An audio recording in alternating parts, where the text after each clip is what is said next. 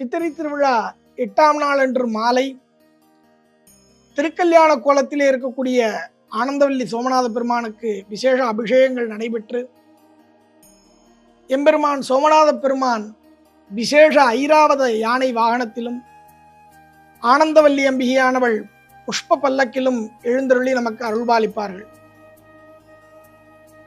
தேவலோகத்திலே இருக்கக்கூடிய இந்திரனிடத்திலே இருக்கக்கூடிய ஐராவத யானைக்கு வெறும் 4 தந்தங்கள்.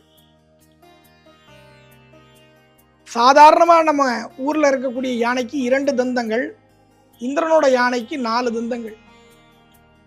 ஆனா சிவபெருமான் ஏறக்கூடிய அந்த விசேஷமான ஐராவத யானைக்கு 1000 தந்தங்கள் உண்டு. அந்த 1000 தந்தங்கள் கொண்ட வெள்ளை யானையின் மீது சிவபெருமான் ஆரோகணித்து வருகையிலே அந்த மாப்பிள்ளை கோலத்திலே அந்த ஐராவத யானை வாகனத்திலே நாம் சிவபெருமானை தரிசனம் செய்யும் பொழுது நாம் கேட்ட வரங்களை எல்லாம் அவர் அள்ளி அள்ளி கொடுப்பார்.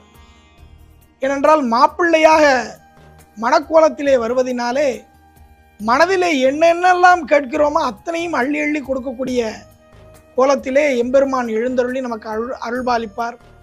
அதே போல அம்பிகையானவளும் மணப்பெண்ணாக வாசனை மிகுந்த பூக்களினாலே அலங்கரிக்கப்பட்ட பூ பல்லக்கிலே எழுந்தருளி நம்மை என்றும் வாசம் மாறாமல் மணக்க மணக்க நம்முடைய வாழ்க்கையை செய்வாள் என்று கூறி அனைவரும் 8ஆம் நாள் இரவிலே அருள்மிகு ஆனந்தவல்லி சோமநாதரை பூ பல்லக்கிலும் ஐராவத யானை வாகனத்திலும் தரிசனம் செய்ய வாரீர் வாரி என்று அன்புடன் அழைக்கிறோம்.